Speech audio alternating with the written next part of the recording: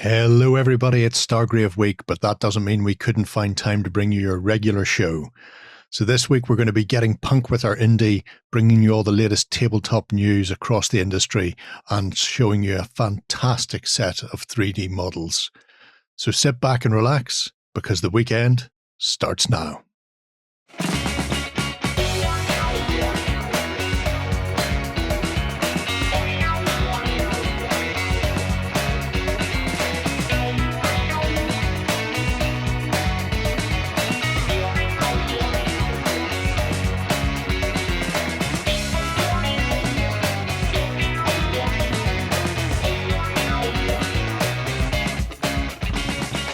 Hello everybody, we're back for another weekend's worth of gaming news. I'm joined by the delightful Free, the delicious Lloyd, and the lovely Ben. Lovely, oh, lovely. I got a word made up for me. That's lovely. You are much better than the rest. As we kick back and chat about what's happening across the board in gaming. If you haven't been paying attention, we have Stargrave Week running this week with a whole host of videos, bundles, and prizes. So you can jump in there and see what we have. There are painting tutorials. There's a bit of a chat about building tables, what you can use for that, including the crews that we were using in our 2 Let's Plays.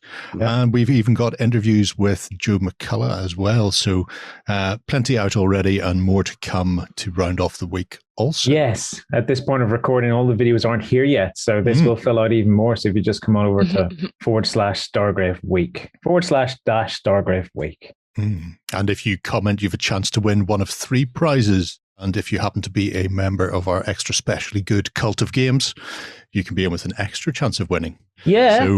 So comment. Tell me exactly how Justin cheated me with his rules. And because we've already discovered that from the first video. Speaking of cheating, if you want to cheat your way into having 3 chances to win, comment on the videos on YouTube, get your free account on Tabletop and comment on them there, and then get a free trial to Cultic Games for 30 days and comment again. And you're cheating your way into it's 3 as chances. If we're giving it away. Who would have thought? Who wants to buy my yachts? Why does no one want our luxury yachts?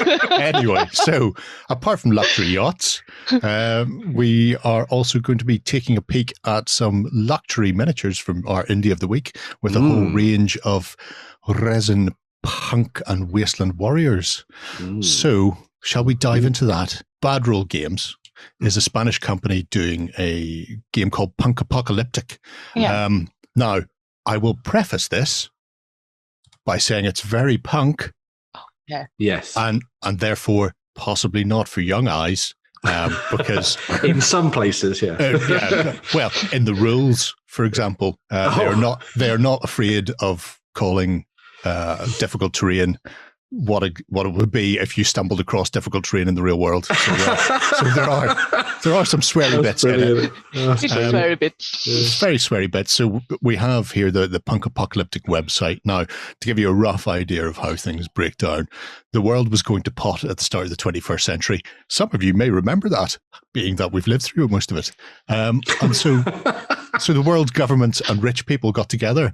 Your Bill Gates, your Jeff Bezos, who definitely wants to kill people, and they looked at this and went, you know what? There's too many people on the planet for the amount of water, oil, and the amenities we have left. So they built 7 very big cities called megalopolises. And then they went, these are going to be great. These are going to be the start. Everybody will be involved. It's all good. Just help us build them. These are the first 7, and then everybody else will get one whenever we build the rest. And as soon as they built the 7, they then closed the doors and kept all the poor people out. At which point things went very badly wrong for the world, and they detonated all of the bombs everywhere. Now they expected this to happen, so they were fine inside. The rich people were fine. Ish. More on that later. The people outside, hundreds of years later, have devolved into these gangs of wasteland wanderers as they attempt to forge new worlds for themselves. Clearly the people outside are not fine. No, well, mutards aren't fine, but mutards are mutards, so that'll harden them. But you've got these various sort of breakdowns of gangs where you've got mutards, so mutants, who are also, and and gangers are your regular people. You have the V-Reich, who stumbled across possibly the early 20th century history part of a library somewhere and got all the wrong information from the history books.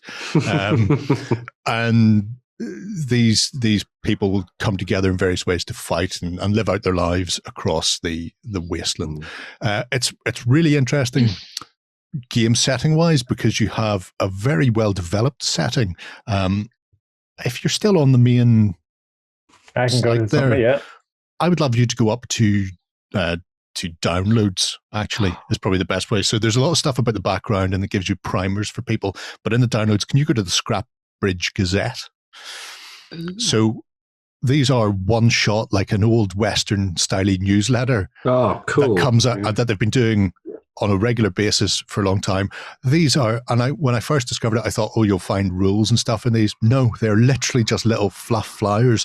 Occasionally we'll have a little hint about upcoming projects and stuff. So, for example, they mentioned that the Kill Starter has just finished there, and then they mentioned that it's about the Pancake Wastes and a very important piece of terrain, because they've just finished a Kickstarter recently for some terrain for the Wasteland. So you get these really nice things that are either just stories or funny bits that give you an idea of what the world is like, but also sometimes you can use them as story hooks. So they're like breaking news. That's really cool. Such and such has happened at Scrap Bridge or whatever. And you can pull those into your games because it's a very narrative-based game.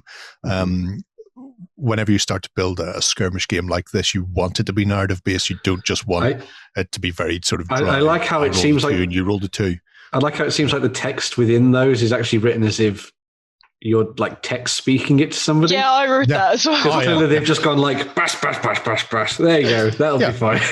Well, I also imagine literacy isn't a great thing in true, post-apocalyptic future. So in which case, like the old days, before dictionaries were invented, people spelled words the way they thought words were spelled, and therefore before Susie Dent. Therefore we have America with their sulfur with an F and things like that. It's the same sort of idea. So here you can see most, but not all, of the factions. They have added another one. So you've got like the V-Reich, who are very militaristic based. Above them is the Black Blood children are particularly good.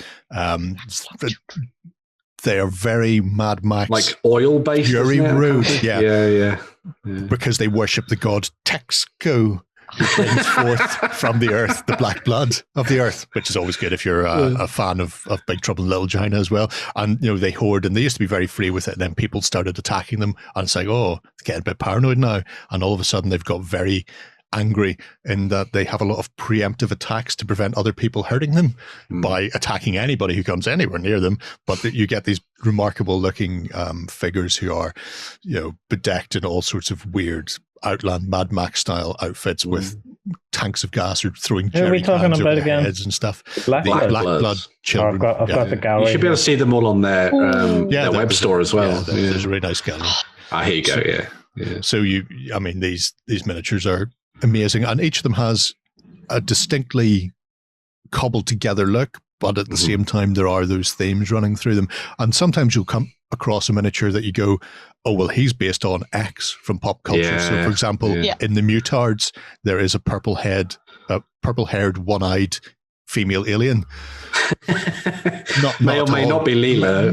May, it's up to you how you decide that one's going to go. Not Leela, no. You've already seen Kodos and Krang from The Simpsons as well. So you have these. You have Mad Max and a Furiosa as well stand in, but you also have very unique sculpts of their own that are just influenced by their background and setting, which is just was that Sonic terrific. Down the bottom? There is a Sonic. I thought I saw Sonic. Yeah, see, he can run very, very, very fast, or he may just be very hairy. Well, nobody's entirely certain. Still a better Sonic than the Sonic they were going to release before they delayed the film. Yeah. I like to think that's literally that's not what he looks like. That's just a weird bodysuit that he decides to wear.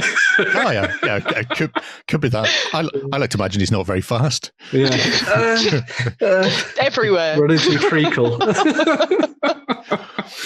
But so if we go to the store, you can see a bit more. For people who are interested, it's a D10 opposed rule system, so it's very easy to get into as well. You're not messing around with a huge amount of stuff. But if we have a look there, the latest figure, so the Mother only came out I want to say half an hour ago, as of time of filming, to pick up separately. You could get the mother from the box, the star box, which is now available individually. But the Amok are a new faction that aren't on their website yet. Weird. Stunning. They've got really interesting ones. Remember, I said everybody went into one of these 7 beautiful cities where they were all safe because they. I've got that. At least I think I found that. Look, here we go. Yeah, so they built one in South America, one in Australasia, 2 in Europe, and a couple in North America. Yeah, I can't browse anywhere on this website without seeing swear words. yeah, no, that's what I'm saying. It's not for the youth. Just bleep this entire section. You can fuzz all this. The Amok was one of these megatropolises, I'm going to call it because I can't pronounce whatever they call it.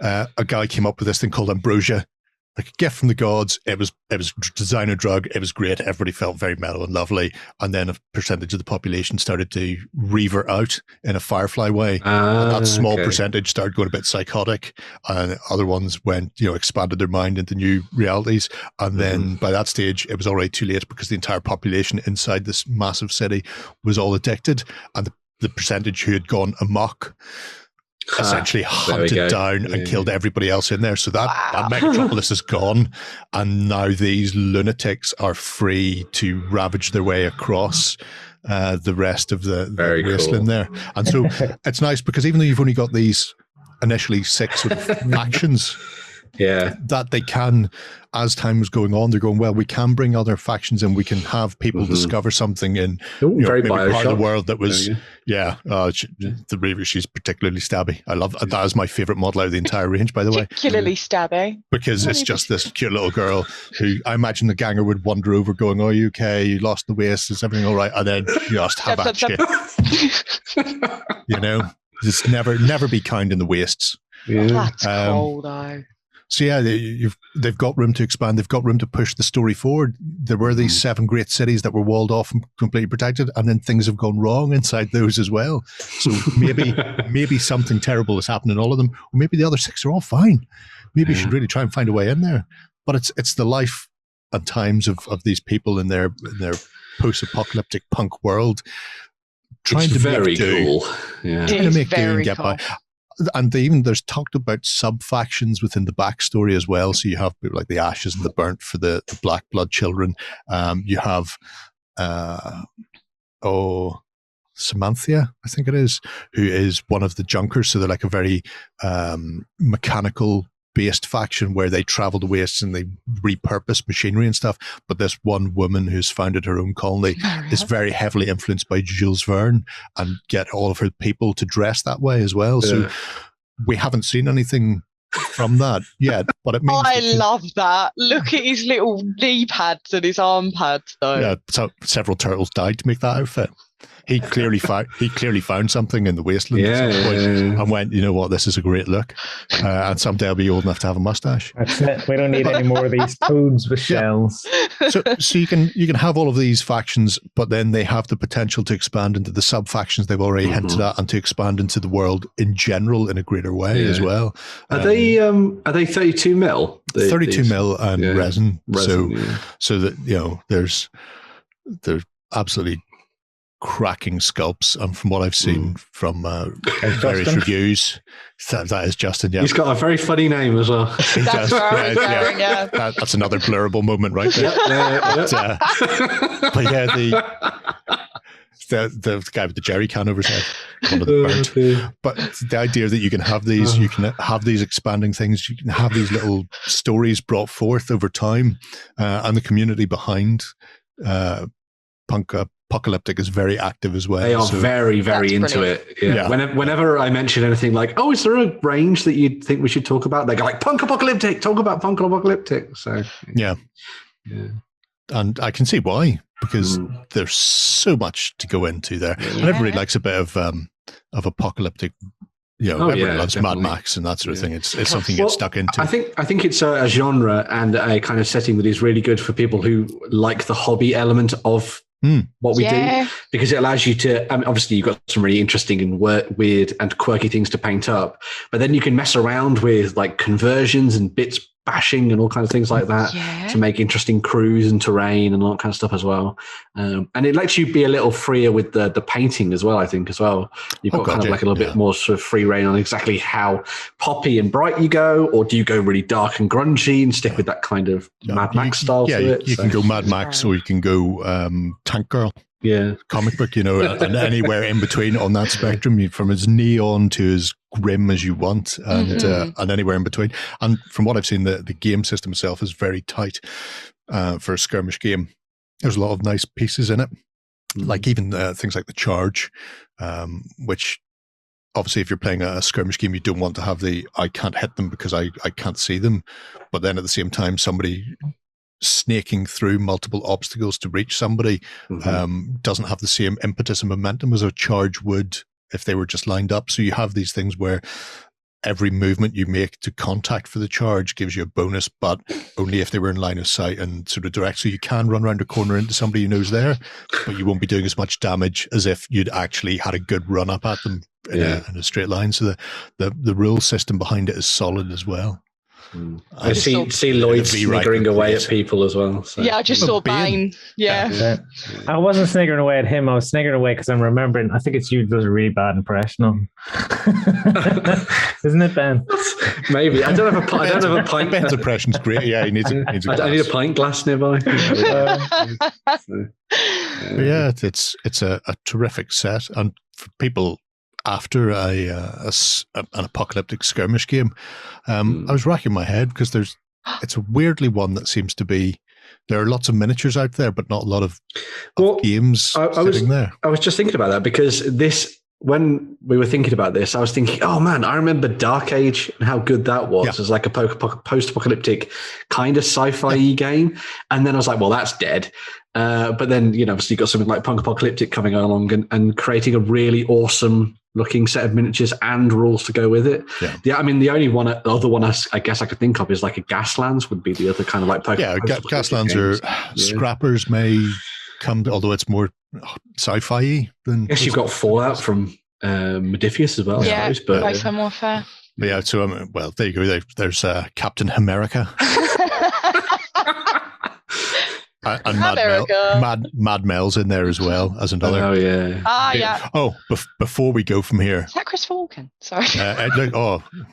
I'm walking here. Don't even get me started. Christopher Walken's Irish accent. If people should pause the video now, Google Wild Time trailer, and then just bask in the accents there, because one of those people is actually Irish, and even his Irish accent sounds terrible.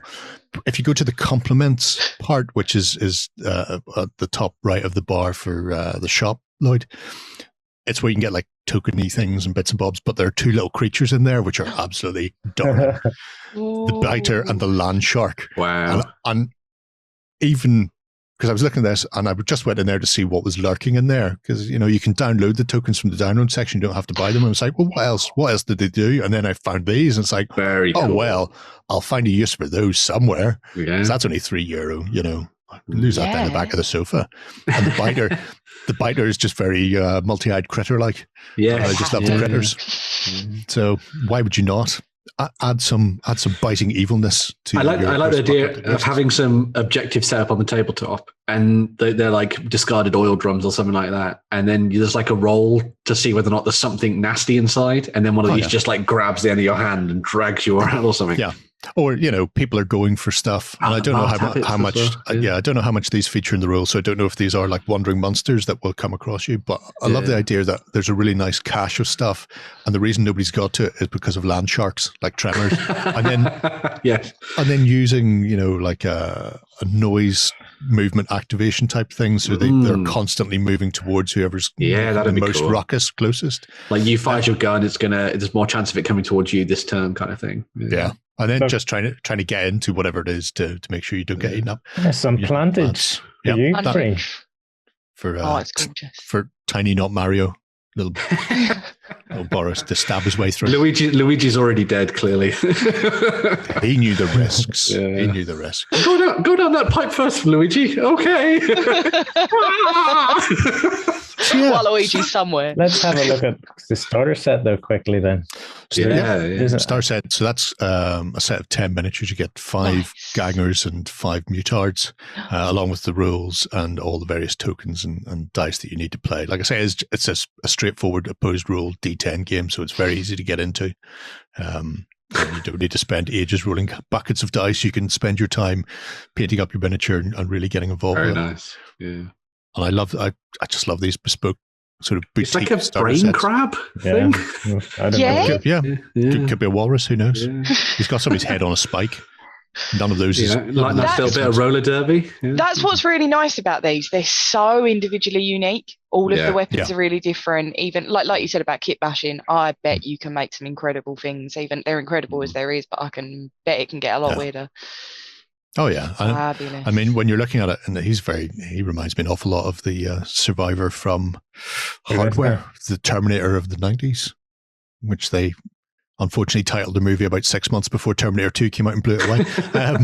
But yeah, you've got just the free range of having generic gangers. You don't have to be tied to the Junkers, the Black Bloods, or anybody else, and making it your own and putting your own mark on it. And then that allows you to sort of pick and choose between the ranges as well then, and sort of tie them together with your own narrative behind it. But yeah, that is Punkapocalyptic. So at badrollgames.com. Very rude. Can't show much more of that. Very rude. What can I say? When they said they were punk, they meant they were punk. Oh, yeah. Proper old school. So Spanish. And off that note, let's take a look at the news. Coming to you from the center of Northwestern Europe. Covering board games, war games, card games, and all that you love. It's the news. So, diving into the news for this week, we're starting off with the folks at Firelock Games. They have been working away on 2 things that are very different from their normal sort of milieu. They have moved away from miniatures games into creating some interesting role-playing games for you to dive into. Yeah. No way. Yeah, so they're going to be going down the route of creating historical role-playing games that are very true to the setting, as is the way from Firelock. And they have 2 that they've outlined so far. So the first of these is called War Stories, and it is a World War II RPG, which is very, very interesting indeed.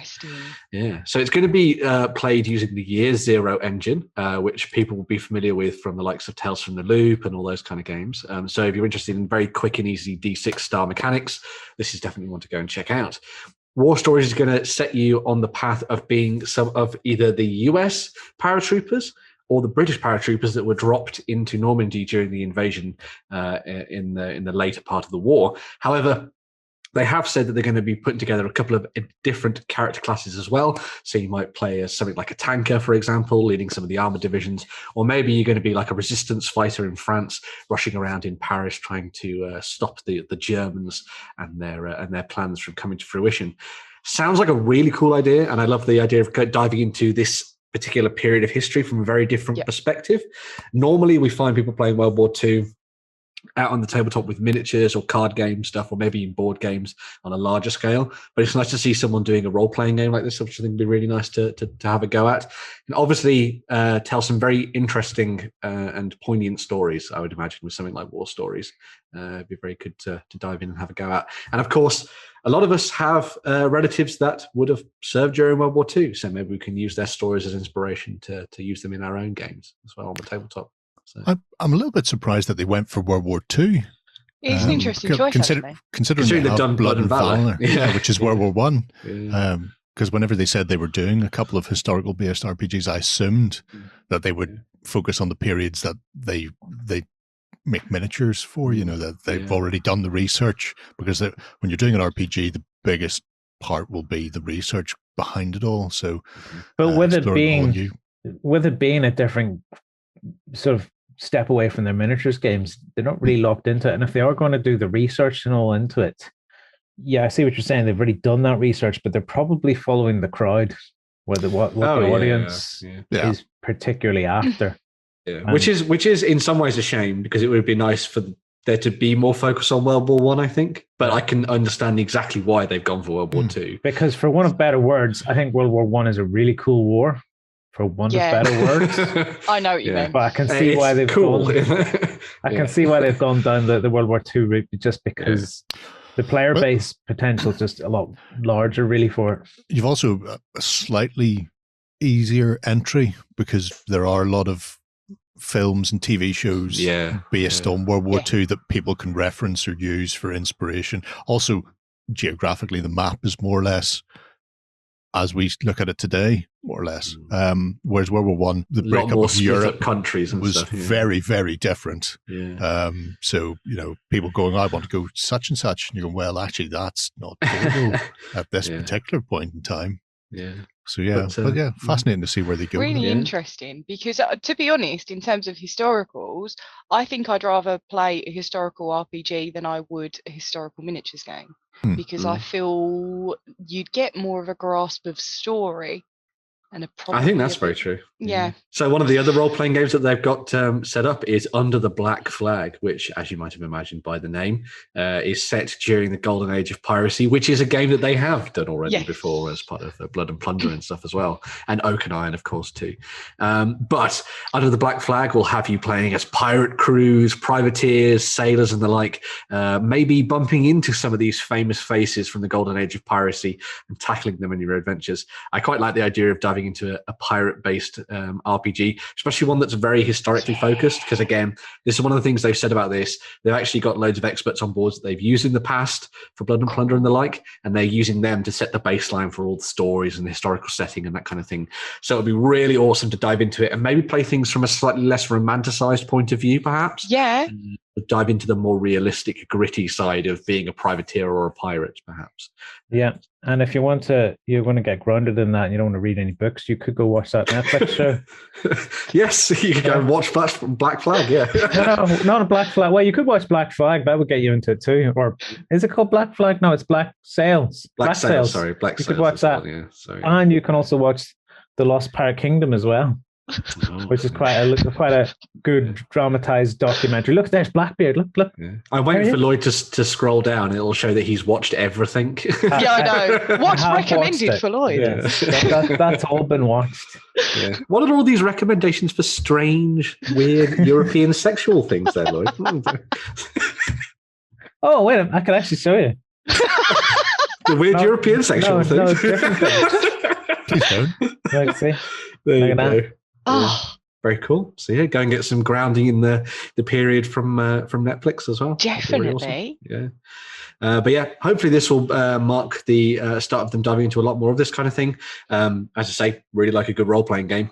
So it'd be nice to see them maybe look at World War One, do something to do with Blood and Valor. Lots of interesting stories you could tell about those first few years of the war when everything was kind of a little bit on edge and no one really knew what technology each side had and that kind of thing as well, and how things were coming together. But yeah, really awesome to see them going in a new direction for their tabletop games. As well.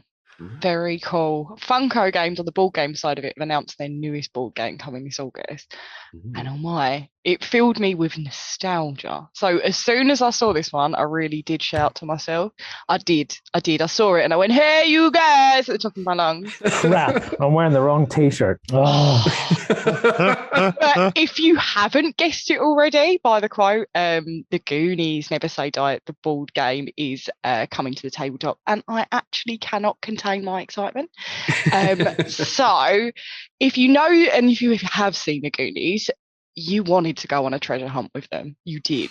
That was the thing of it. So you're lying if you didn't. I'm telling you that now. If you didn't want to be part of the Goonies, the board game implements parts of the movie. Well, you say that. You wanted to be part of the Goonies, but you didn't want to be doing the truffle shuffle. No. Insert all of us doing the truffle shuffle now. I don't know. I couldn't do it at the time, but I can bloody well do it now. The board game implements parts of the movie, so you work as your favourite characters like Mikey, Mouth, Chunk, Data, Soft, Mikey, and you do it cooperatively to overcome like puzzles and strategy to attempt to escape the clutches of the Fratellis. And you are, of course, hunting down at One-Eyed Willie's gold. But it wouldn't be the Goonies if it wasn't for twists and turns. It wouldn't. So although this is for 2 to 5 players, you aren't all working together. There is one player to cause a little bit of chaos. Ah, cool. So there is the Goondogs Master. they will have control over threats that loom. Really teasing us with that photo there, aren't they? I know. You love those photos. At some point, we might show you this in high res. I really, what I particularly liked about that image is that the components word lettering is all in nice like KD and HD, and then everything else is but there are many other. The Goondock Master, he controls the Fratellis, the rats, the bats, the skeletons, everything that you find underground, and many other creepy beings. So there's 9 different adventures to set on, and there is not 1 second where you would not feel immersed in the Goonies, because the components that you just saw just there, Lloyd, they fit the theme perfectly, because they're my favourite thing, because they're based on the gems in One-Eyed Willie's pirate stash. Cool. So I think they're great. But hopefully though, they have this. See this little medallion? Something that represents the medallion in it. Yeah, that'd be and neat, that way we can hold it up and find the Death Star too. I'm always really anxious about board games that take on licenses I find nostalgic. I do. I get a bit uncomfortable with it. But I really enjoyed the Back to Future board game that Funko did. So I've got really high hopes for this one. But there's already plans as well for the Goonies board game to expand the universe already. So there's not some characters within the base game, but under the Goondocks expansion, it continues the story from the base game with Steph, Andy, Bran, Tony, and you get 3 extra adventures as well. So the rulebook is available to download if you do want to take a peek. It looks like it's been ripped straight from a treasure map, so I really do appreciate that. But if you do want to take a look, just head over to the Funko webpage. Yeah, the Funko webpage it's up on. That's where that image is from, the one that you just said. What do I do? What do I click? Go on the Funko. Go on the Funko. I've just clicked Back to the Future. Oh, I'll have to do it. Da, da, da, da, da, da. Right, that's it. Well, we've realised now that Funko Games can sell their games based on 3 seconds of music now, so or a quote. So there you go. Go on to the game page, and if you scroll down, you'll go. There you go. Oh. So you can have a look at, but it's so cool. Aww. That really does bring in the Goonies, doesn't it? Like, very nice. Yeah. So it does look like a lot of fun. Wow, there's a lot to this game as well. There is. It looks quite intense. But I'm going to be disappointed if I don't put this on the table and someone doesn't at least truffle shuffle once every single time I play it. Well, that's how you determine initiative. Who's first player? Yeah. Who's got the best truffle shuffle? But it is exciting to see Funko Games pick up some really cool licenses, which they are expanding into. And I think because they've got all of the Funko Pop vinyls and stuff like that, they are implementing that into some of their games as well. So I'm quite excited to see the Goonies come up, and I'm quite excited to see what other stuff they are going to come with as well. Very nice. Sweet. Well, Ben, next up we've a bit of fantasy then. Yeah, so next up, got a little bit of quick news from the folks at Crooked Dice. They are putting together the final few steps of their new 7TV fantasy range, which is going to be launching. And we got to look at a nice piece of cover art of the box by David Needham, which shows off some of the miniatures and also some of the kind of worlds that you'll be able to dive into. Because as a lot of people will know, they have been working on this for, I think it's maybe a year or so now, maybe a little bit longer than that. Yeah. Put together a really awesome array of miniatures from lots of different creators, and also working with Edge Hill University in order to make the game. And that's what you can see in some of the videos that you see here, which are the behind the scenes ones. How do I see minis? Can we see minis and stuff? If you go to the Crooked Dice website, you'll be able to see some of their 7TV stuff. So if you scroll up and click on one of the click on that. The stuff that's in the box though. No, there's no signs of what's in the box just yet. And if it's like the other boxes, they'll have done it so that you have to buy the miniatures separately, and it'll just be the rules in there. But so this doesn't come with minis then? Well, the previous sets didn't, so maybe this one won't as well. So, but no specific details on that yet. That's not English. That skeleton you just had up looks straight from Jason and the Argonauts. The one on the top right. Yeah. There are a host of there are a host of pop culture references that creep into 7TV stuff. So I think last year when they started exploring fantasy, we just saw generic barbarian, generic elf, generic dwarf. Really nice models, but nothing would really pin them down to one specific IP. Mm-hmm. Recently, we've seen some people creeping out there, like Elric of Melreborn and what was the name? The general from Willow. Oh yes, that guy. You can tell it. I can't remember his name, but the mask is very iconic. If you click on the Crooked Dice website, you should be able to see them on the front. Willow. You remember the one though? He wore a skull helmet. Bathmorda sent him out to murder everybody. Yeah. So if you go to if you go to shop, Mardigan went mental, grabbed his door, and then go to miniatures, and then there he is. There, fantasy or new releases. Who are we talking about? That Geralt. Yeah, third across between Geralt. Not Geralt. This guguy. Oh, Planet of the Apes. Yeah, so that's the guy from Willow, and then you've got Eric of Melneborn on the right hand side. You got Geralt on the other, and then you reminded me of who the other guy with the crown is, but I can't remember. He's from Sword and Sorcery. He's Oh, how cool! What you call him? Cromwell or Cornwell? Cromwell, the sorcerer from Sword and Sorcerer. And if you go to fantasy there, with Lloyd, Sword and Sorceress. See the other ones, but there we go. Yeah, because as I say, they've been working on this for quite a while, and there you see those initial sets that they brought out, which are the adventurer packs, which are from Statuesque Miniatures, I think they are, which is really great. But they've then expanded out on that with loads of stuff from a range of sculptors that will be very familiar to people. So they've been working with a lot of different teams. People like Antediluvian getting on board as well and doing bits and pieces, which is really nice. But yeah, they've done a whole selection of quirky and interesting characters for you to use in your games. Because obviously one of the main focuses of anything to do with like 7TV is that you're making a show, or at least it was with the originals. Yeah. And that kind of flows into what they're doing this, where you're actually making a fantasy adventure on the table and you're playing out the quests and stuff that you get into. But yeah, that's pretty sweet. Because I only ever thought of 70s TV shows when I thought Crooked Dice. So yeah, that has been put to bed. I can now think of fantasy as well. Yeah, and they're probably going even further than that in the next couple of years. I know they've done Pulp, obviously, which is one of their big ones that they did with Edge Hill University a couple of years ago now, doing fantasy. I imagine they'll probably head into space and do something more with their Colony 87 collection, maybe. So that'll be nice to see. But, there was massive work done, especially with fans doing it into Star Wars adaptation. Yeah. So you had that. Scooby-Doo crept in as well. They've done Teenage Mutant Ninja Turtles. Yeah. Look how big that slug is. The colossal slug is indeed colossal. Need a big old bag of salt for that. Yeah, very much so. Small circle will not keep it away.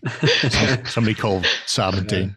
But yeah, just to go back to it. So a couple of the videos that we had in that original news story there, you can watch those through to get a behind the scenes look at how it all came together. Not Horlicks. I didn't say Horlicks.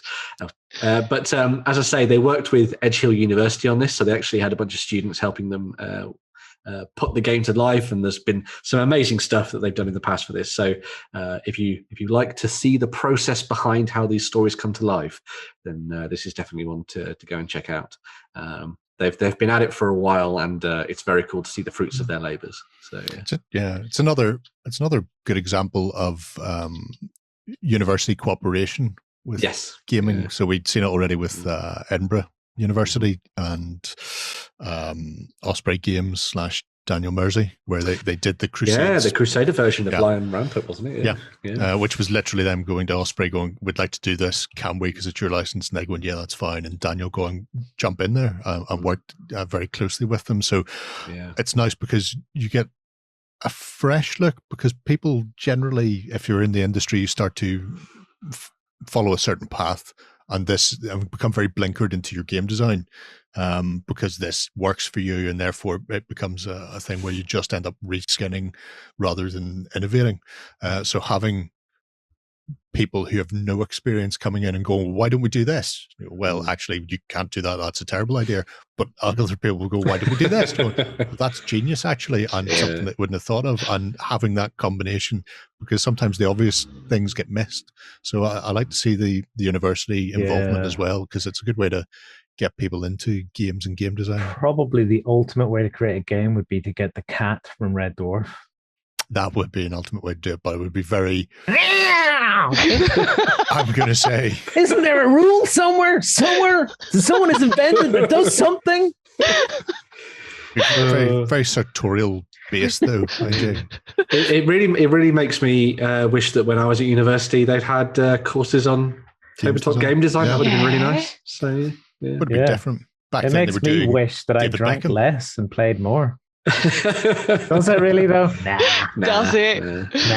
I spent $3,000 on beer in the first 3 months of going to uni. Nice. You've achieved, Lloyd. I say me and Warren drank it. We drank all our student loans in the first 3 months, and then all I had beans to eat, and then the rest of the students would all go to the pub at lunchtime, and I'd be standing there, and they'd be like, "Oh, do you want to drink, Lloyd?" And I'd be like, "No, but if you could buy me a chip, that'd be amazing."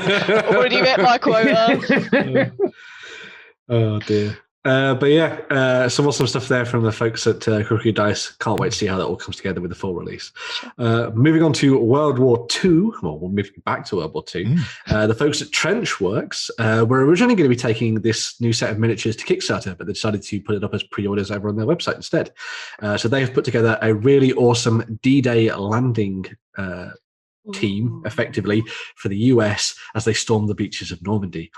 You can buy the set as the bundles that you see there, which comes with command squads, squads of soldiers, as well as a couple of specialists. So you've got flamethrowers, mortars, bazooka teams, and the like as well. There's also a really neat sort of objective marker they've put into this set as well, which is really cool. And also the Higgins boat too, if you wanted to get your landing craft on the tabletop. But yeah, a really awesome set that is available either as the large bundle or individually. Over on their web store right now as a pre-order. They said they're going to kind of treat it a little bit like a Kickstarter over on their web store, where you can kind of go over and you can pre-order the stuff, and as things get as the number of people who pre-order goes up, they maybe start to add a few bits and pieces in here and there as well, which is really nice to see. But yeah, similar to Kickstarter. I love the peekaboo objective marker.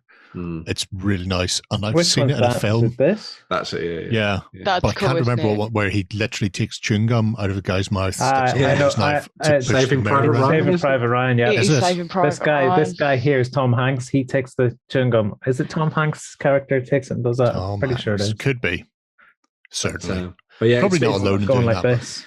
Yeah. It's very themed, obviously, to the beach landings. So all the troops look like they're rushing up the beach, which is very cool to see, obviously, the posing and things like that. It may make them slightly less usable beyond the beaches and stuff like that, but I'm sure you could play around with it and have some fun because, troops running in random directions is probably what happened throughout most of the war.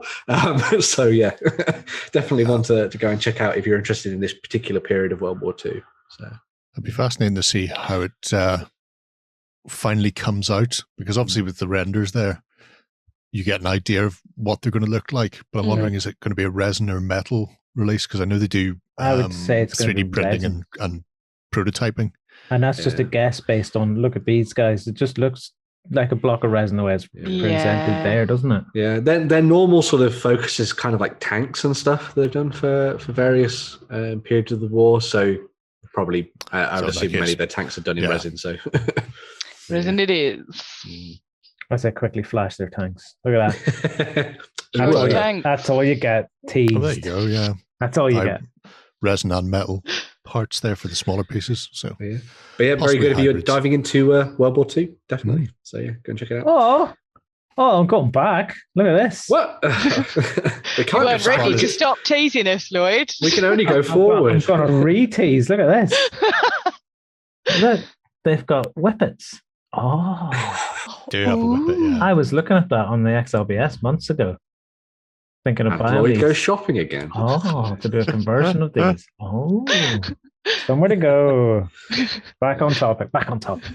So moving away from World War II, we're heading into the far future, or in fact, actually the fairly near future for battle systems, because these releases are coming out in summer 2021. So right about now, we're going to have 2 new expansions coming up for Core Space, which is their excellent narratively driven miniatures game on the tabletop. The first of these is called Black Star Rising, which will be kind of a replacement for their Shift Change set. Although don't worry if you didn't have that set originally, they're going to make a lot of the different elements of it free to download and pick up later on down the line, which is nice.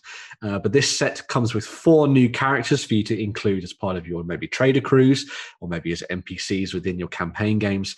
It's also going to have 3 new missions for you to dive into, and also, as I say, those like linked scenarios as well. What am I looking at here? Is this and this the same thing, or is they're 2 different sets? So the first one of those is Black Star Rising, as I was saying, which gives you those 4 characters. And then the second one, which is the one below that, is called Wanted, Dead, or Alive. Now, one of the cool things about Core Space is, as I say, got that narrative element to it, where you're playing as your trader crews, going around trying to complete your missions and sort of unlocking boxes on the tabletop and getting loot out of them and that kind of thing. You may be chased by the Purge, but you might also be chased by some bounty hunters, and that's where these 2 characters come in. So you've got Nokura and Valian, who are the 2 bounty hunters in that second set, who are going to be hunting you down as you go about your business. This set also comes with the auxiliaries, as you see there. Now, these bounty hunters can use them to help them hunt down the players, but trader crews can actually pick these up and use them in their own crews as well. So if you wanted to have like an alien dog to come around with you as you're doing your business, then you can do. Or maybe you want a drone instead, then you can do that as well. So if you're looking for a droid companion, sort of Star Wars-esque, then you can dive in and give that a go. That's cool. Really awesome miniatures, as always. Yeah. And you can also see the amazing terrain that these guys do as well. Battle Systems were making terrain way before they did Core Space, but their terrain is very awesome. Kind of, it's like a puzzle box of stuff that you can kind of assemble in different ways to create these really awesome interior locations. They've also done exterior buildings and fantasy sets and all sorts of things as well. But you can flat pack it all away when you're done. If you don't have permanent layouts set up as well, which is really nice. What you do, though, is you do require time to sit and put all the wee bits together. So the idea is, if you're going to build up a big set, is build the whole thing up and then break it up in chunks. Subsections. To put into like little tubs and stuff and then transport it around that way rather than breaking it all down into little bits. Unless you've got kids and you want to keep them quiet for a day. Here you go. Children, build my board. I require a space facility for tomorrow. That's what I'm going to do this Christmas. I buy my missus 3D jigsaws every Christmas. I'm just going to buy a box of this stuff and say, here is your 3D jigsaw. Puzzle! This is looking an awful lot like wargaming terrain, right?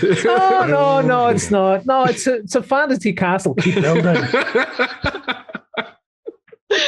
Can't argue with that. Well, you might if you're Lloyd's missus, mind you. Just mix them all together and it will be a really difficult 3D puzzle. Give her a couple of pictures. I want this and this. This is what they can make. Go. Anyway, so free, moving away from the future.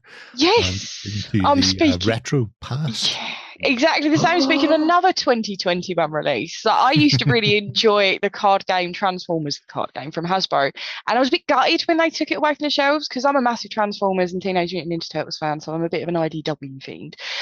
So when I saw that Renegade Game Studios are making Transformers the deck building game ready to release this summer, I was over the moon. So the game doesn't require more than 1 player, although you can gain a good few experiences if you do. So it takes like 1 to 5 players, and they will have control of the Autobots to do exactly what they do best: stop the Decepticons in their tracks. So you can engage solo, competitively, or cooperatively. There are multiple layers. And what's even better, it's not a living card game, so you're not going to need to keep collecting and collecting. This is getting bought. I know. It's cool, isn't it? It's so classic cool. Transformers as well. It's Gen 1. Yeah. So got the RC, you got Bumblebee, you got Jazz, Optimus Prime.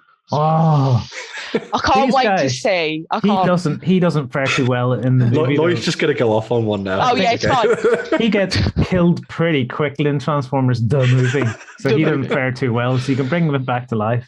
Yeah. It's great. I can't wait to see how each Autobot changes up the game as well. So, as I said before, players do assume the role of Autobots. That's it. What they do. They transform. So you don't just get the bot version, you get the vehicle version as well. So bot to vehicle whilst upgrading your way to success to take down the Decepticons. So the core set's available to be pre-ordered, and there are some expansions in mind and in the pipeline as well. So players eventually will be able to take the side of the Decepticons within the Transformers universe. So I can imagine the competitive play side of things. So that's going to be a lot more diverse. And if you did want to pick up some of the special cards, Renegade Game Studio has a free promo pack as well. So that comes on the side as your pre-order.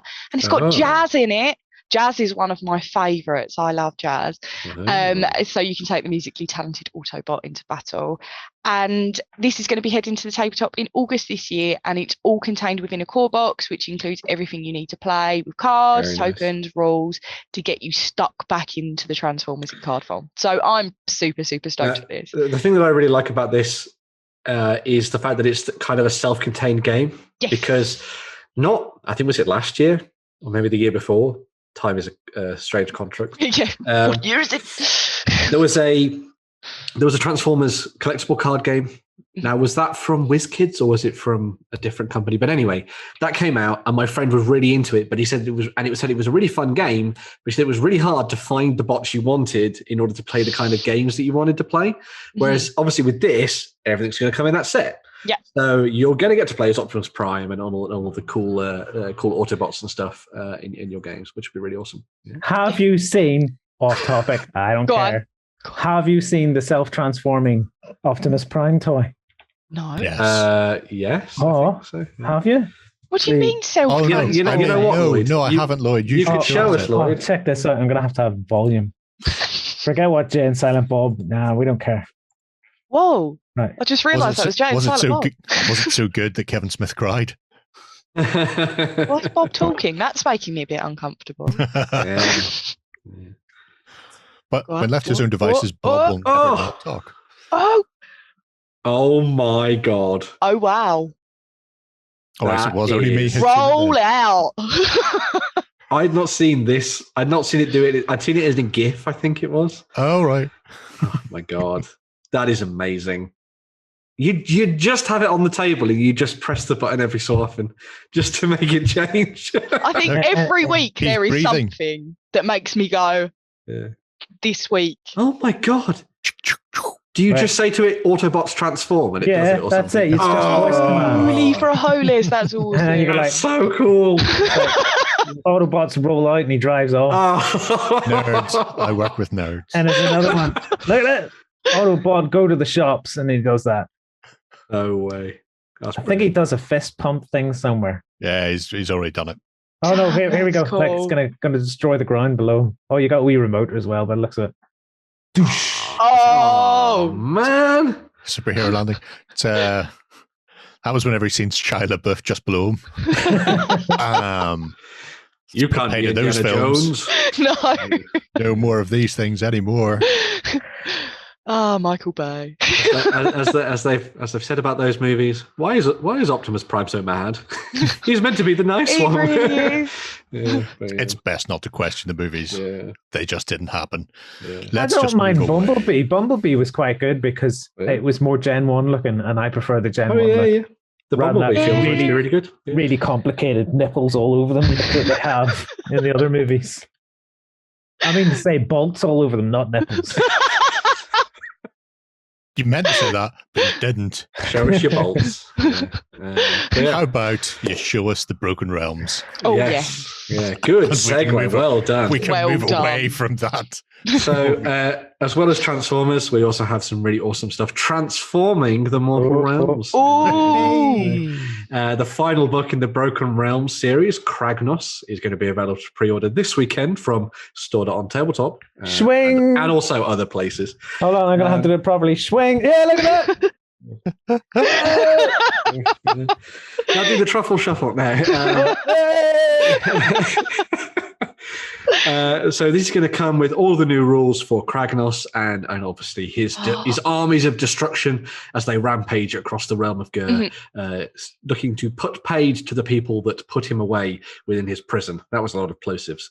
In keeping with that, there's going to be a couple of additional releases as well. So obviously you've got the Kragnos miniature, as you can see there, big old centaur boy. rocking it onto the table. Pretty massive, probably about the size of a gargant, if you've not seen one of those. We've also got Lord Croak there, who was one of the people that sealed Kragnos away all those years ago within his mountainous tomb. You've also got a couple of new Slaneshi models. So this is a consequence of Marathi ascending to godhood and taking an eye off the ball when it came to leashing up Slaanesh. Now Slaanesh is loose within the mortal realms, and there's a couple of new sort of scions with Dexessa and Sinessa, who are the two sort of like aspects of Slaanesh taken to the tabletop. I see what they've done there. You can. Is this the one where you can buy 2 sets with 2 different builds? Realistically, isn't it? They don't come. I think it's 1 set and you make one of them. Yeah, so you buy a different set and you can build it. Yeah, so if you build 2, you can build both of them, which is weird, obviously, but yeah. Wait, let me just clear that up. So if you buy 1 box, you can build either option, is what you mean to say? Yes. That it was exactly what I was getting at. Sorry. You buy 1, you get 1 free. You've also got you don't. No guarantee. Let me just emphasize that. Not with GW. Store on tabletop.com is amazing, but it's not that amazing. No. Buy 1, get a second one at the same No, point. you don't. No. Oh, yes, you do. You've also got the War Song Revenant. So Alariel has decided to make her own claim on the realm of Ger, and so has decided to get her Sylvaneth ready for battle once more with the War Song Revenant there. Fantastic model. If he just took that thing off the back and put it on the base instead, that would have been fine. But then he wouldn't have his tiny caterpillar looking over his shoulder going, what are you playing? That's not how that What you doing? How's it going? How's it going? Yeah. You've also got a couple of new witch hunters. It's been a very weird show. It has, yeah. All your fault. Nothing to do with me. We've also got a couple of new witch hunters in the form of Galen and Doralia Vendenst, who a lot of people will know from some of the previews we saw a couple of months ago. They are specialists in hunting down, obviously, vampires and the like, but also they have a penchant for hunting down big, massive monsters. Turns out Kragnos is a big, massive monster. Maybe they'll have something to do with that. Hence interesting, the big, massive flipping crossbow. Exactly, yeah. Interesting point of lore in this that I didn't work out until this week. But they're called Vendenst. Right. Now, Ionas Cryptborn, who was one of the characters within the original starter set for Age of Sigmar, is actually a Vendenst from back in the day. So these are his ancestors, which is really awesome. So, yeah, mind blown. Look at all that linked lore. Oh, wheels within wheels. You give us a good bit of lore every week, Ben. You really do. It's almost as if Games Workshop keep drawing me back in. But yeah, as well as the Broken Realms, we also got told some stuff about Warhammer animations. So a lot of people will know that Games Workshop have been working in the past on their own animated series. They've brought on people who, for example, the creator of Astartes. We've also got the creator behind Angels of Death and that kind of thing as well. But they're also going to be doing their own animated shorts and that kind of stuff too. Now, they had a preview last weekend where they basically showed off the slate of shows that are going to be worked on. So there's going to be 11 new projects that are going to be coming out this year, in fact. And they also showed some little snippets of what's coming up, as well as some kind of lore breakdowns of what's happening. So it's almost like a little bit of a snapshot in terms of like the theme and the kind of the feeling they're evoking for each of these. This is a fairly boring video. I won't make you sit through this one, but the one below it has a really cool sizzle reel on it. I want to get to the exciting one, for goodness sake. Why is the non-exciting one at the top, for goodness sakes? Because it has all the shows in it. Look. Yeah. I could have just looked at this. So they're all 40k, apart from Black Talon, which is going to be set in Age of Sigmar, following Neve Black Talon, the assassin of Sigmar, which is very cool. This one, but sizzle reel. Yeah, this is real. So this is all going to be available through the service called Warhammer Plus. Now, if anyone who has heard of anything in the past that has plus at the end of it, normally means a subscription service. Is it one? We don't know because they didn't tell us. They're going to tell us on June 23rd instead. So this was an announcement for the announcement. Which is just... I assume it is, but it's never going to be as cool as the Cult of Games. Well, never. Yeah. You could join the Cult of Games and just see us, our pretty faces. Hey, every Sunday. Why would you want to see these when you can see us? Look at this. Look how we're not even animated. So now the thing certainly not on a Sunday morning. We're not.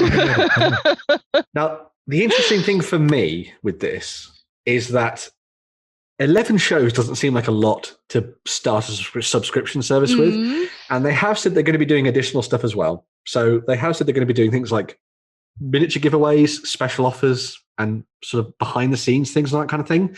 It's going to have to be a pretty interesting package in order to get people to subscribe for it. Yeah, sure. But I am more than willing to accept Games Workshop if they put together a really nice package of content. If it's a bit meh, then I can see people obviously complaining about it. But that is the want of the internet, I guess. I'm certainly liking all the animations we're seeing. Bar Angels of Death, I think it looks really weird and clunky and horrible. I don't like it. Sorry, everyone who likes Angels of Death. I don't. But everything else looks pretty freaking awesome, I will say. And I'm very excited to see the stuff for Warhammer Age of Sigmar in particular, because as much as I like the Grimdark, I do quite like a little bit of Mortal Realms murder as well. So, yeah.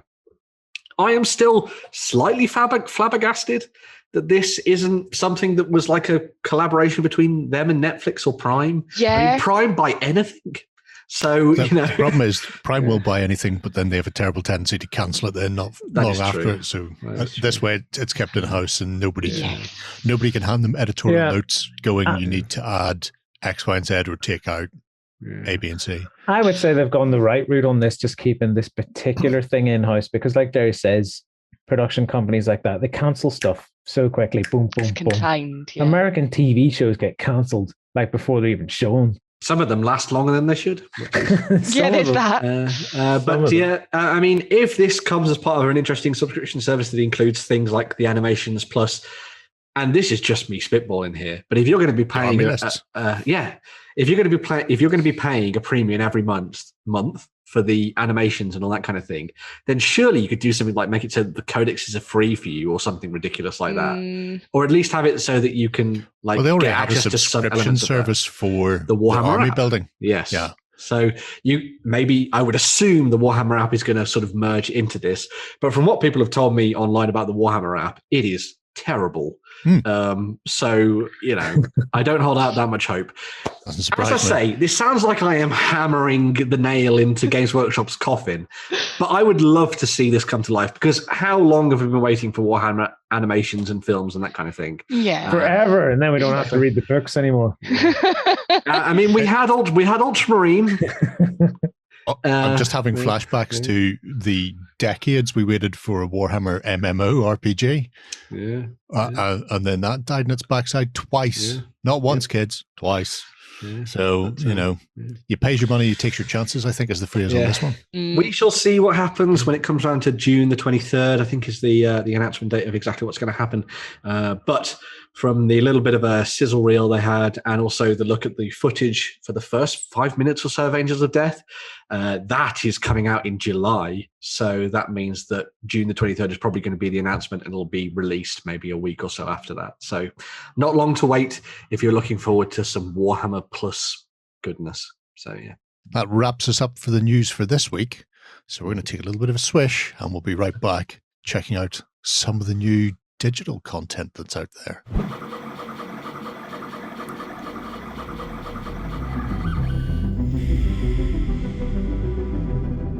So, diving into 3D printing is the shiz, we are checking out some awesome stuff this week from Lion Tower Miniatures.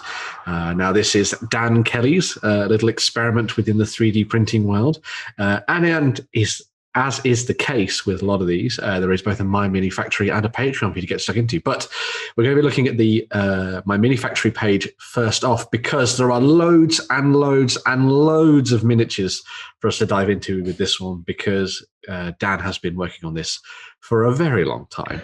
Flippin' heck. Yes. We've also accepted Blimey Charlie. Yes. Where would you like to start? Cool, blimey. Just click something and we'll go. Bundles. Yeah. So one of the awesome things about what Dan Kelly has put together here is that a lot of the miniatures that you see are kind of focused towards role-playing games, I guess. Mm-hmm. So a fair amount of them are designed to kind of be like player characters for you to use in your role-playing games like D&D or Pathfinder and that kind of thing as well. And there's a nice mix of different classes and races and stuff for you to pick from. So you've got your classic humans, your dwarves, your elves, and that kind of thing as well. You've also got slightly more quirky characters and stuff in there. So you've got a few kind of like Dragonkin style miniatures and that kind of thing too, which is always nice to see. And then, of course, you have all the different classes. So you can have your rocking bard, as you can see there. The winners of Eurovision right there. Has he got an ocarina on his neck? He does have an ocarina around his neck because he's also a Zelda fan. As I say, like Dan Kelly's been doing this for a really long time. So a lot of the miniatures themselves are full of like detail and action. And I've actually been able to pick up a few of the physical miniatures from Lion Tower at a couple of conventions over the years, and they are very, very crisp. Obviously, you're going to be printing these off at home. There are actually options to buy them as physical models from over on their website, but this is more obviously focused on the 3D printing side of things here as we look at these. But as you can see, there is a huge selection of different characters for you to pick from and sort of dive into your games and play them in different ways. And it's the kind of selection where you look at it and you think, well, I've got my next role-playing game character sorted out, because you've got that's my inspiration, basically, which is very nice. Is it the Dream Assassin? That's definitely where I would go. So one bundle we were just looking at. Is this all repeats of the same stuff on? No. So you've got city watchguards, you've got monsters, you've got werewolves, you've got all sorts of different things. How cool! Now, obviously, these may be slightly familiar to those people that like a little bit of Discworld, perhaps. Especially this week past was the Glorious Revolution. Yeah. So always good to see them there. Your Bard bundle, which is always nice to see. Bard's always got a hard, a raw deal. So it's nice because whenever they fail a roll, most of the town goes away and the surrounding area. That's true. Yeah. They are the nuclear option. Now, I like this is one of the things I've been doing recently. So obviously, when you're playing games of a fantasy nature, your characters level up and they get cooler as they go. So they've done various versions of the different characters so that you can start off at level 1 or level 3 is the best way to start D&D. Ding. And then when you get to like Paragon level, go up to level 2. And then when you get to Epic, go for a really cool, heavily armored World of Warcraft, Final Fantasy style character to tap things off. So super cool. That's a genius way of doing it, to be fair. I like that. Yeah, it is. That's a bit Fable-esque too there, where you've got like one who's not nasty because he doesn't have horns, and one who's very nasty because he got big horns. Yeah. Just have to work out a way to put all the flies fluttering around him as well. Yes. Yeah. And then put some dead chickens on his base that he's been kicking around. That'd be the way to go. But yeah, obviously, as you can see, very nice fantasy adventures for your games on the tabletop. This is great. I love seeing the evolution of the character. That's fantastic. I've not seen anything like that before. Yeah, it's also something that I think would be really nice if you wanted to step away from role-playing games towards, for example, something like Lasting Tales by the folks at Blacklist, because obviously in that game you're playing effectively like a D&D style campaign but in a more skirmishy setting. So if you dived in and did something like that, you could then use this as you went through your campaign with your friends, leveling up, and then use the heroes in that sense, because as most people know, when you play D&D you probably rarely get past level 9, maybe at the very most. So yeah. Look how armoured this chocobo is. Yes, yeah. Legally nondescript, standing walking chicken fighter. Yeah, not chocobo. Real players or is be a looking faux at Honor Guard right now. Oh yeah. Someone needs to cut those nails. They're freaking me right out. Raptor claws, though. Right? They do look like raptor claws. Yeah. The other nice thing about a lot of the stuff that you see here from Lion Tower is that it's fairly customizable as well. So there's a lot of times where they'll make a kit and then they'll have variants within that. So as you saw, they had some there that had different head options and that kind of thing as well going into the mix. But yeah. I like this. Yeah. Pseudo dragon. Got to have your little incidental pieces as well to go alongside all that stuff. You can't go into dungeon and not find a little pseudo dragon sitting on a pile of books reading them. And as you go to strike it, it's like, no, please, I'll be your friend. Is that because he's a pseudo-intellectual? Yes. He doesn't actually read the books, he just keeps them around and looking. I like the pictures. Shoot, I've got into our space again. Oh, jeez, I can only use this 360 thing. I love it when they break dance. It's brilliant. Can we not just do, There we go. No. Oh. I do like seeing the base from below. Lets me know what it would look like if I was to ever take it off the base. That would be what I'd be seeing. That's it, the flatness. Look how flat that base is. Yeah. There's our dream assassin. Oh, God bless him. Oh yeah. Very good. Yeah. But yeah, as I say, I've played around with a bunch of their miniatures in the past and really enjoyed them. I would assume that their 3D printed elements are fairly similar in terms of quality. And as I say, they've been doing it for quite a while now, so it's definitely a range that has got a bit of a pedigree to it, which is always nice to see. And obviously, when you're looking at something like this, it's always good to actually see that there are some examples of how things turn out as well when you dive into these. Yeah. So they have a Patreon then? Yeah. So obviously the My Mini Factory page is where you can go and buy all the stuff that has been either previously released or is part of a larger sort of like archive of content. Their Patreon is live, and obviously they do the same thing that every Patreon does in this kind of design, where they have something every month that'll come out as a big pack of miniatures. You'll be able to dive in and get those for a discounted price and print them off all at home and have a little bit of fun with it, which is always good to see. And as is the case with most Patrons as well, they do a lot of sort of like community feedback stuff. So they do some things like live streams and all sorts of different things where they sit down and you can be like, hey, I'm sculpting this. What do you think I should do with this, etc. and stuff, which is always nice. So yeah, very cool stuff there from Line Tower. Definitely want to go and check out. As I say, they've been working with not just stuff for themselves, but also for lots of other companies as well and different games as well. So yeah, they did a beautiful range of fantasy Vikings for pagan miniatures. Mm-hmm. Nice. Which would be very nice if you like Saga, for example. Nice. Who the hell likes that game, for goodness sakes? Nerds liking Saga and history and all that malarkey. Did you win one of our prizes? Find out on our prize claim center over at OnTableTop.com.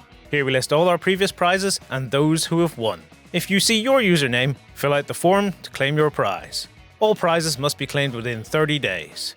Beyond the 3D printing, we're also going to be looking at some Kickstarter stuff because we have some really awesome ones to check out. And we dive in, first of all, with Line Tower Miniatures, who have put together a very, very cool Kickstarter last week. It's running right now for the Kingdoms of Talarius. So if you liked those really weird bird creatures, if you weren't paying attention in our 3D section, this is them again. Yeah, exactly. Yeah, the Focabos. Oh my God, the Focabos! Don't say that when you're drunk. As well as all those lovely chocobos that we saw there, they're actually putting together a Kickstarter so you can get your hands on all the 3D printed miniatures that they've done beyond that. So this is them going back to kind of like not Final Fantasy and the sort of the earlier versions of the game from back before 7 and that kind of thing, where you can build very awesome fantasy armies using very over-the-top characters and villains and all that kind of thing as well. They've been working on a whole bunch of different things for this. So you've got all your different characters that you need to lead your army.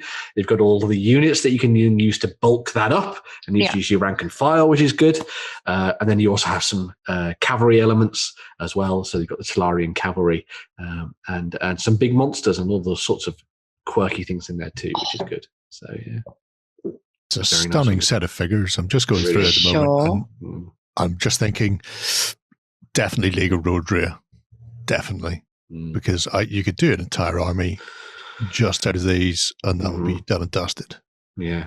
I particularly like the fact that it's a army that could be used for like a variety of different settings and in different ways. So you could use it across a variety of different games. So, as you say, you could use it for things like the Kingdom of Warrior and stuff, and diving in to do that. Or you could maybe use it in something like Warlords of Erewhon or Saga Age of Magic and that kind of thing. Or you could even then break it up and use them as skirmishing elements to sort of warband if you're diving into a smaller game. And then within each of the different forces, I like that there's all sorts of different variations in them.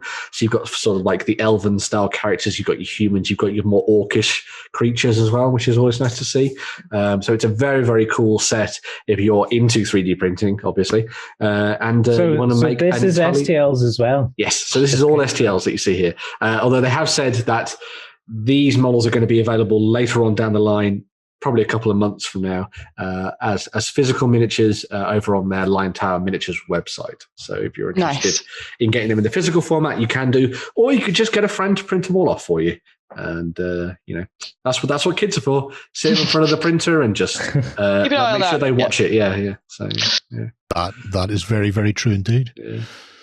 That's why we have Justin. Oh my God! Look how nicely those supports came off that model. That's quite satisfying, isn't it? Yeah. Wow. And they've managed to hammer out a fair few stretch goals already. I think, I don't know if he mentions it here or if it was on a blog post he did. He reckons these are going to be a roughly 80 or 85% saving on the retail price. Wow. Which I just like to say, by Grabthar's hammer, what a savings. Yeah. So if people are interested in this, yes, you will be able to get them off his page later on. But the core army pledge is like 40 quid. So, I'm sure ripping things off their supports is ASMR to somebody. I bet, yeah. Well, let's see what it sounds like. If you'd done it a bit earlier, you'd have been able to hear the sound of him dying inside as he ripped it off too quickly and broke one of them. Oh, we're going to have to do that then. No.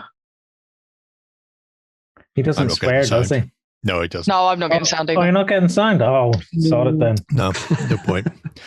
Yeah, because he's already got, apart from the standard infantry, it was nice that he started with the chickens and unlocked regular horses rather than the other way around as well. Yeah. Because you can get an awful lot of regular mounted human infantry, or cavalry rather, but having the chocobos first is quite nice. You could even run it as like a Basilean force. Because they've all got that kind of ornate armor to them, which is cool. Especially with the ogres, you can have your palace guard, which would be good as well. I do notice the very first stretch goal they unlocked at like 2000 was a selection of very Kings of War-esque bases. Just like that going, that's it's almost like they know their market. Yeah. God bless them. Like textured upgrades to your bases as well. Fab. Yeah. Nice. Very cool. Love it. Yeah. Who's up next then?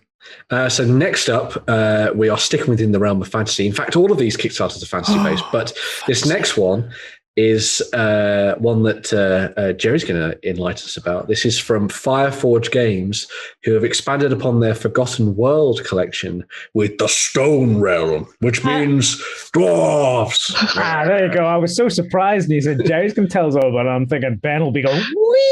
I don't have to talk about them all the time.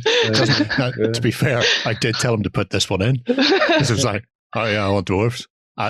Oh, why are we not talking about these? We should talk about these. Yeah, and they're talking about these. Definitely said. Pulling your arm like. Yeah, so Fireforge Games, they have a historic range, but they also have their Forgotten World, and we've seen humans and undead come out from them last couple of years. So they're revisiting that for their dwarves this time, which are an interesting bunch. I've seen people getting very marmitey about them, going, "Oh, they don't look like dwarves." You're going, "Are you sure?" Because they look like stunted people in armor to me. Small with beards. Yeah. That's pretty much a dwarf. Their armor doesn't look like dwarves. Are you going by some historical basis, my friend?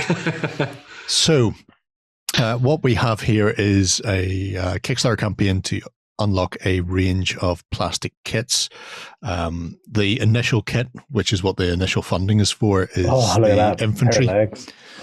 There's a good pair of legs. Oh, look at that torso and a neck piece. Oh, swing. So happy with yourself right now, aren't you? So happy.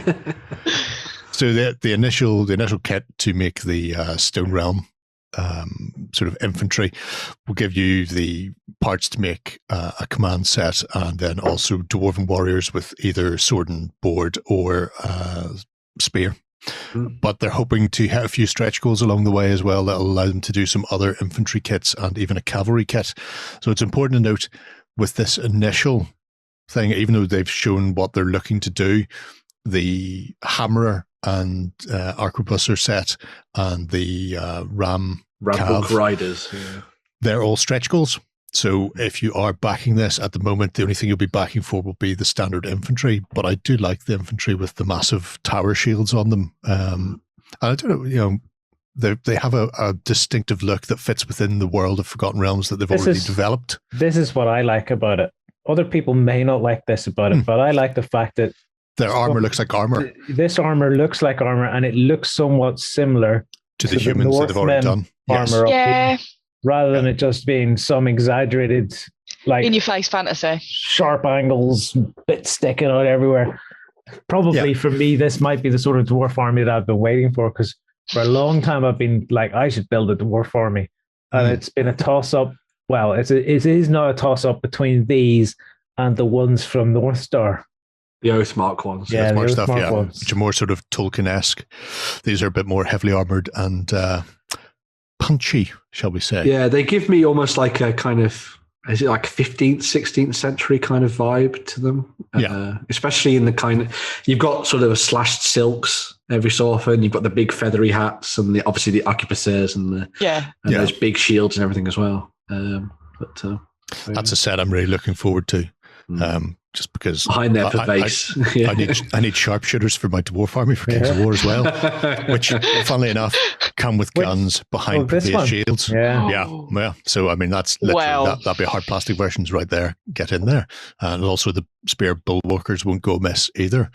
But the things like the head options in here are very nice, because you've got the sort of the bucket helms, but you also have the slightly more fantasy-esque flat-topped ones that, to me, are a bit more fantasy and dwarven. In fact, they're very Mantic have very similar flathead looking affairs, whereas if you don't want that, you have the more medieval version, or even the cloth caps, that sort of thing. So it all ties back into that idea of the world building that they've got, where yes, their armor doesn't look massively different from the humans, but why would it? They're human shaped. Yes, they're shorter, but helms are helm shaped for a reason, because they deflect and reinforce specific parts. So unless dwarves have odd shaped heads, they don't need a helmet that's a weird shape, and their armor doesn't need to be weird shaped. People need to wind their necks in. Armor is armor shaped because it's armor. The Rambook Riders, Riders. Now, they're very cool. That is far off in the distant land before we see that, because we're currently just over 3 weeks to go, and they're just on the cusp of funding the initial infantry set. That is one of the last sort of sets that they're looking to fund. So hopefully over the next sort of three and a half weeks, they'll get there, because I can imagine an awful lot of people will be wanting to fire all of the dwarf cavalry on the tabletop. I mean, why would you not? Look at that. Especially, I think somebody's got a pig-faced bassinet as well, which I'm a big fan of. Yeah, they do, so that's always good, because you can imagine that if you don't hit them with the axe, you can always headbutt them, take an eye. I like that they've also, you were talking about options before, that they've done it so that you can have both male and female dwarves, and there's also relevant bodies to go for them as well, which is always nice. And the fact that it's multi-part means that you can assemble them in different, you can actually play around with the poses a lot more, which I think is quite nice, which is always good when it comes to a plastic kit. And I mean, they're very open to feedback within the comment section as well. So some people were saying the dwarf warriors with sword and board, dwarves should have axes because reasons.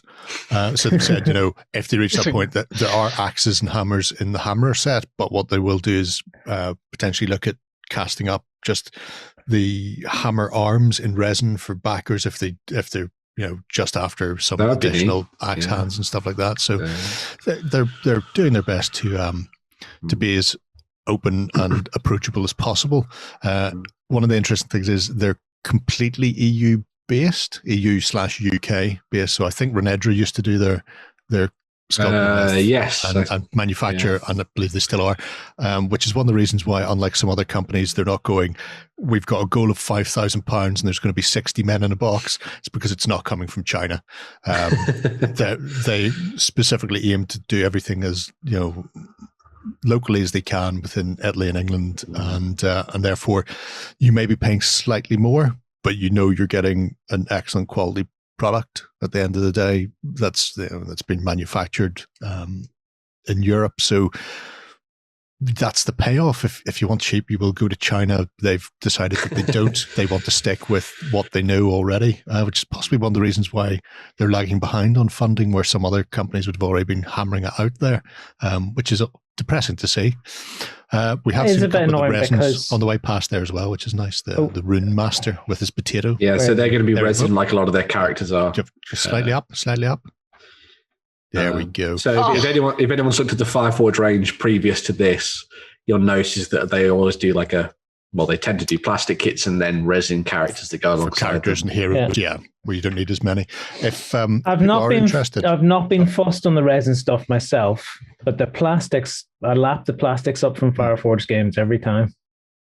Well, they have said, because the way that the breaks down for the pledges, and we don't normally go into the pledges hugely, but the pledges are based on boxes or sprues for this. So, you will get X number of boxes, and a box might be 3 infantry sprues plus a command sprue would make a box.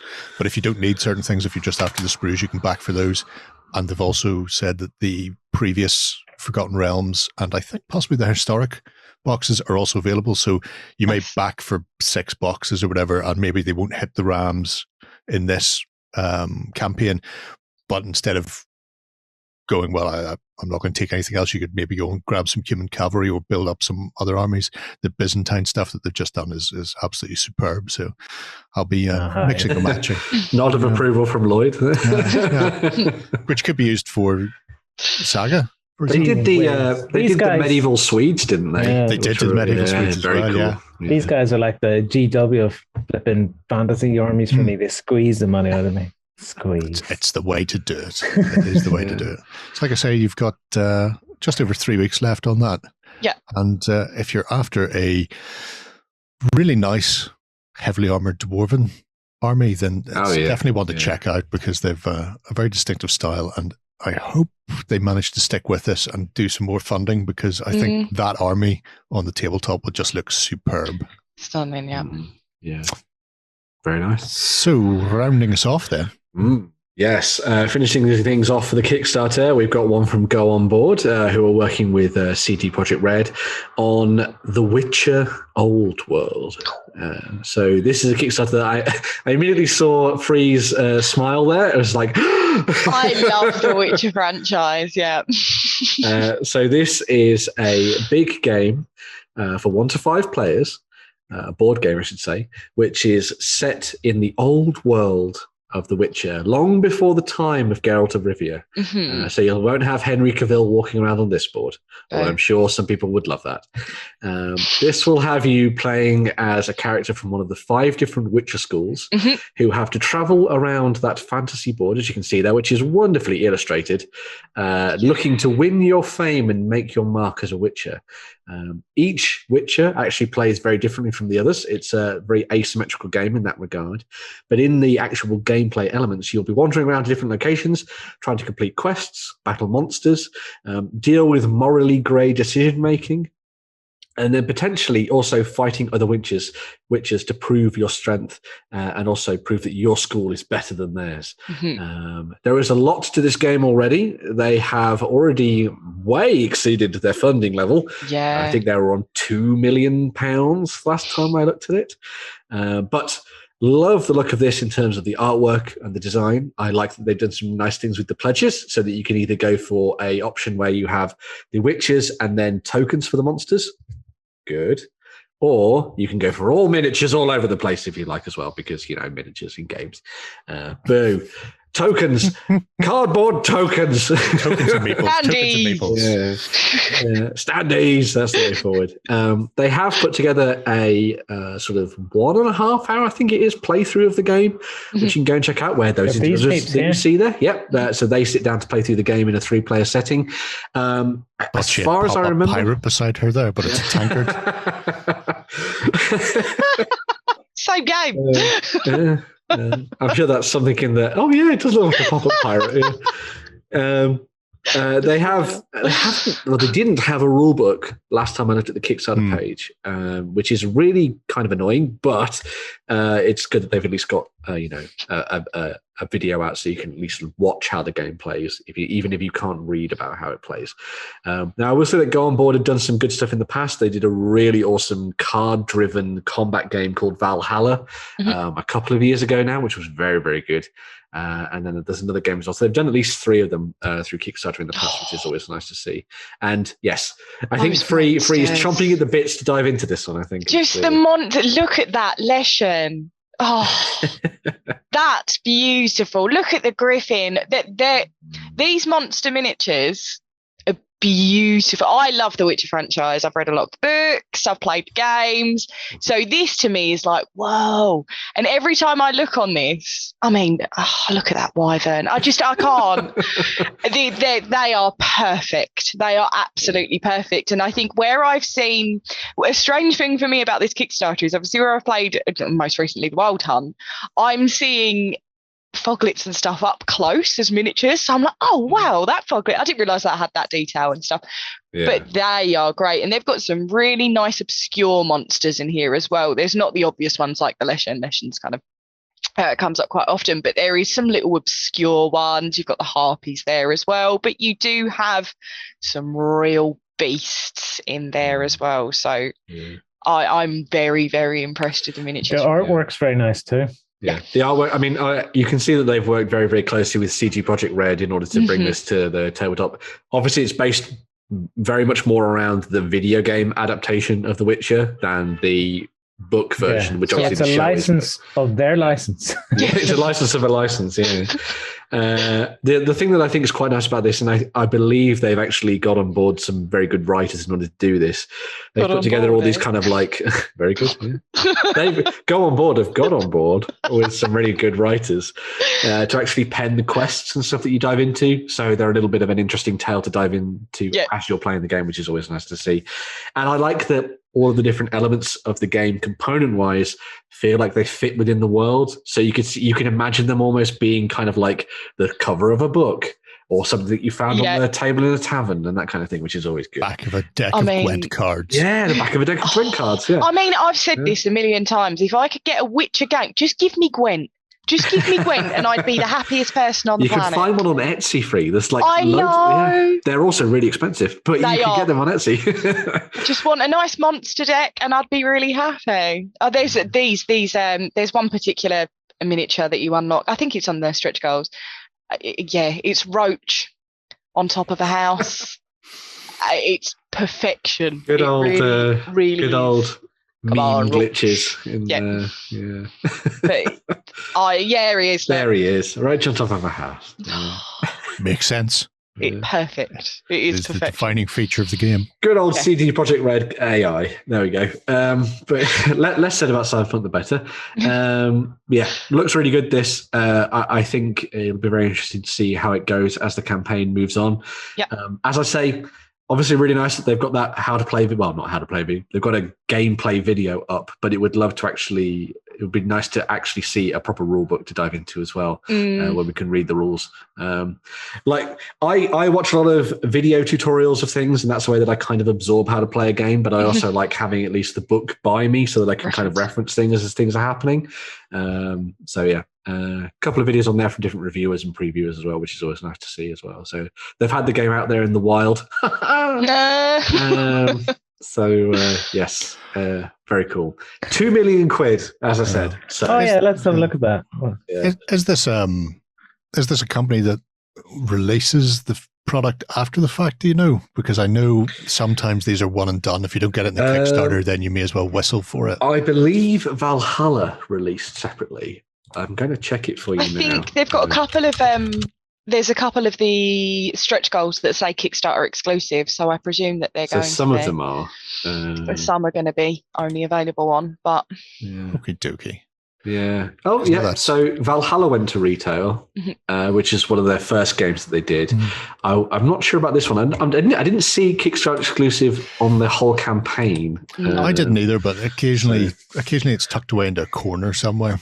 Yeah. Which is never get this again. And this is one of these games where if you don't pick it up on the Kickstarter, you imagine it would be a big seller when it hits retail, but simply because of the Witcher IP behind it. I think that if it was going to come to retail, they'd probably do it as that, because you can pledge for the deluxe version or the kind of standard version. The standard version comes with cardboard tokens for the monsters, and then the actual witches are the miniatures then, which is fine by me. That's a lot more. That's a lot more attractive to retailers. Yeah, especially because you're not having to deal with a box the size of a small van. Exactly. Yeah. Or any Mythic card Kickstarter which comes to the top of an adult man. Yeah. So if you can't see over it, it's possibly too much. Yeah. Someone's got to think about putting wheels on boxes now. Oh, that'll be the next thing. You can wheel your board games down to the club. Exactly. So 2 weeks left for Witcher the Old World then. Yeah. So if you're interested, one to look out for. Although they're well funded, they may be going to retail. £2 million. You should probably just take your money to Stone Realm and get me into Dwarf Unlocks. Make sure that Gerry gets more of his dwarves. Let's do that. Go and back that flipping Kickstarter. Get some dwarves out there. Gee whiz. I ain't going to complain. So, And if you have any money left over after that, buy something from OnTableTop, for goodness sakes. Right. That about wraps us up for another week. It's always been a pleasure sitting down and chatting about all the gaming goodness with you guys. But if that wasn't enough for you, you can join us on Sunday for the Cult of Games exclusive XLBS, where Justin will be joining us this week. So we've rousted out whatever little 3D printing pit he's been hiding in.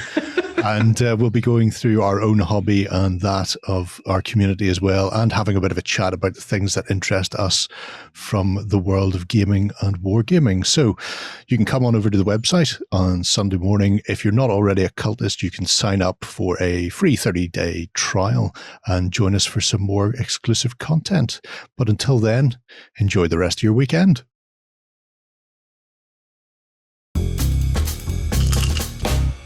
Go ahead and check out our other content on screen now. And while you're at it, why not hit subscribe and remember to ding our dong.